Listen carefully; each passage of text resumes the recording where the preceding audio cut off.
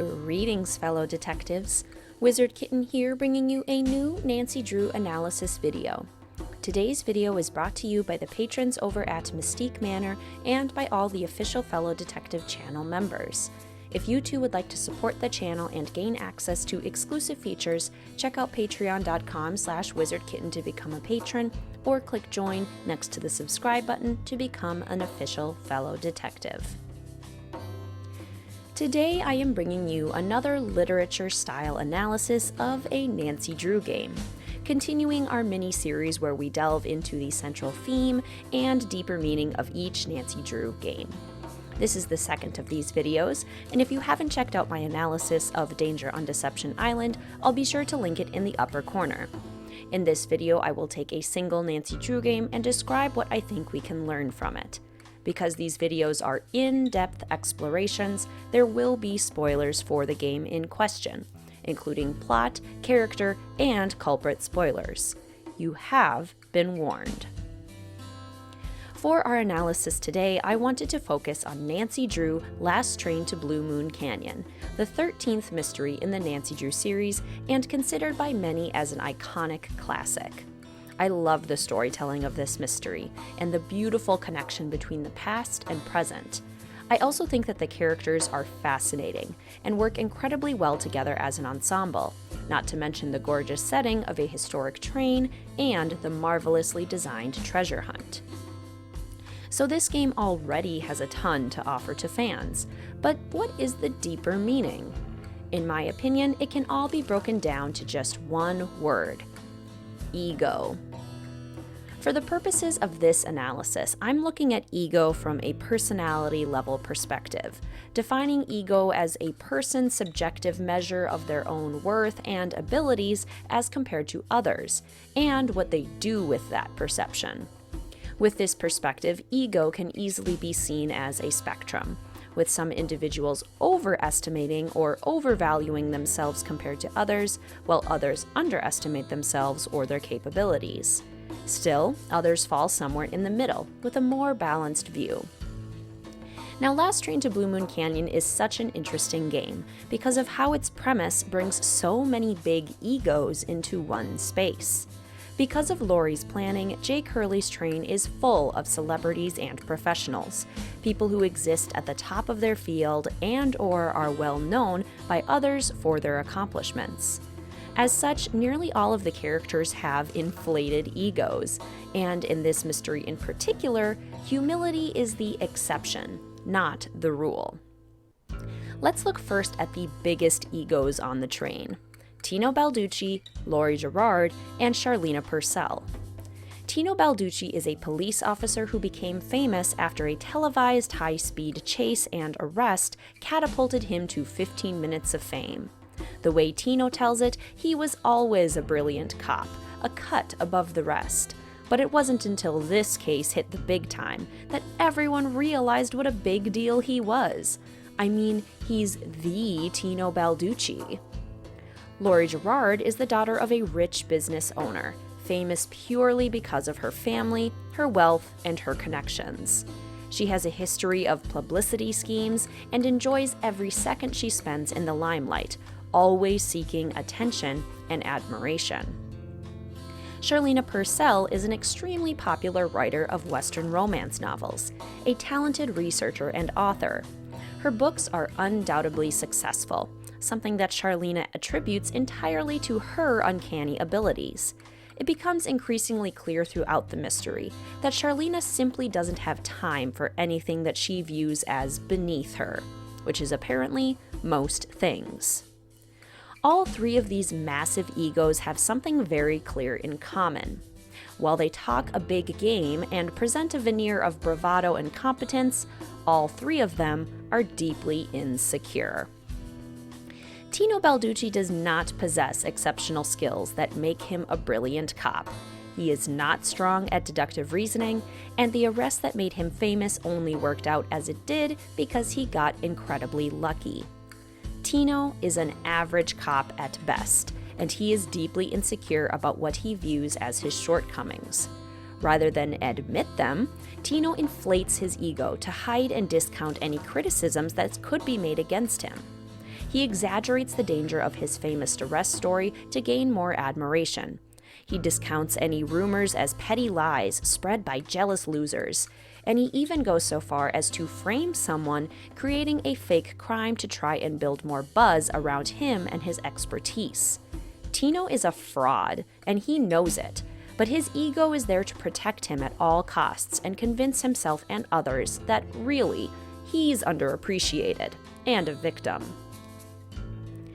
Laurie Gerard is not famous because of anything that she did, but because of her privileged circumstances, and she knows it. She spent her life trying to create an image for herself, one that draws attention and admiration. She creates fake publicity schemes, she surrounds herself with more famous and competent people, she throws lavish parties, and she uses her wealth to manipulate others into doing what she wants. Rather than focus on herself and her own fulfillment, Laurie puts all of her attention into superficial and flashy endeavors, always chasing media attention, good or bad. Deep down, she knows that the world sees her as vapid and clueless. But rather than putting time into herself, she desperately works to create false narratives that might dispel any negative perceptions that others could potentially have of her, even getting to the point where she's willing to put somebody else's life in danger. Charlena Purcell is a talented writer and researcher who has made a name for herself and established a long, successful career in a highly competitive field.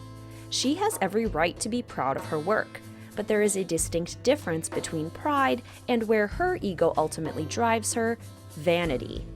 Charlena has gotten to the point where she brushes off anyone and anything that doesn't carry her interest. She believes that most things are beneath her.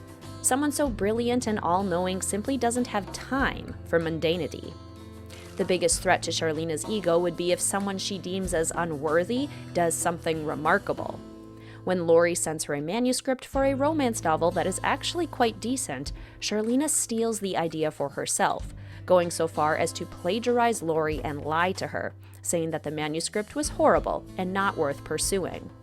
Rather than admit that someone less than brilliant could have skills that rival her own, Charlena puts up a smokescreen, belittles everyone around her, and steals the good ideas of others, marketing them as her own. Thus, we can clearly see how insecurity, if not properly tended, twists itself into the angry face of ego and arrogance. Tino tells us all day long what a brilliant cop he is. Laurie tells us how popular she is, and Charlena tells us how revered she is. But all three of them feel on some level that they are not enough. Their egos convince them that the only way that they will be enough is if others think that they are brilliant, popular, or revered and respected. Admiration is the only way to feel whole, and the only way for an average person to attain admiration is to steal it, distort it, and chase after it at all costs. But what is interesting about ego is that it does not need to twist into arrogance. A healthy ego, a healthy measurement of oneself and one's abilities, can exist. What matters is using insecurity as a teacher, rather than an antagonist to be defeated or imprisoned at all costs. It is so natural and human to compare ourselves to one another, to stress over who has what and who matters in the grand scheme of things. When faced with comparison, many of us question our worth and are then faced with a choice. Do we believe the narratives that we hear, or do we get curious? At the very start of the mystery, Joe Hardy demonstrates this internal conflict for us when, sick of Tino's boasting and demeaning attitude, asks Frank if they can at least tell Tino that they do work for ATAC. Joe, annoyed by Tino's ego, wishes that he could convince others of his worth by proving that he does something valuable. When faced with a negative perception of Tino that he's a junior or not a professional, Joe's instinct is to convince Tino he's wrong, prove that he's worthwhile, and teach Tino a lesson about misjudging others. It's a very human instinct, one that I fall prey to pretty much any time I feel less than.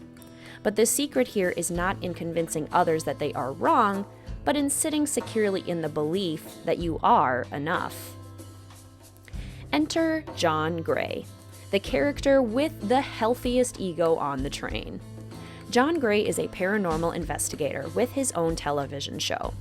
He is well known in his field and respected by many as an expert. John does not have any doubts about his skills or his knowledge, and he isn't shy to admit that he is famous. He is accurately representing his comparative brilliance, and he has a healthy sense of pride and accomplishment when it comes to his work. He doesn't have low self-esteem, he isn't minimizing his work, and he isn't constantly second-guessing himself. He's good at what he does, and he admits it. However, what truly sets him apart is how he treats other people. When faced with skepticism, John doesn't push or pressure, and he doesn't try to convince or prove. He quite literally tells Nancy that it's cool if she doesn't see things the way he does. He's just there to provide information and a different perspective. If she's interested, great. If it's not her thing, that's fine too. He isn't threatened by someone seeing his work as less than valuable, because he doesn't doubt that it is himself. John is also the only suspect on the train who doesn't lie or misrepresent information to make himself look better. He gathers recordings of Camille, he finds pictures of Camille, he explains the piezoelectricity outside the train, and he informs Nancy of electromagnetic signals that he's picking up and interpreting in the best way he can. He doesn't fabricate anything or create fake hauntings to make himself look like an expert ghost hunter, and he doesn't try to pass off scientific phenomenon as ghostly when he knows that it isn't. He's honest and secure, good at what he does, and without needing to manipulate people into thinking that he is. Instead of twisting into arrogance, John's ego has morphed into confidence.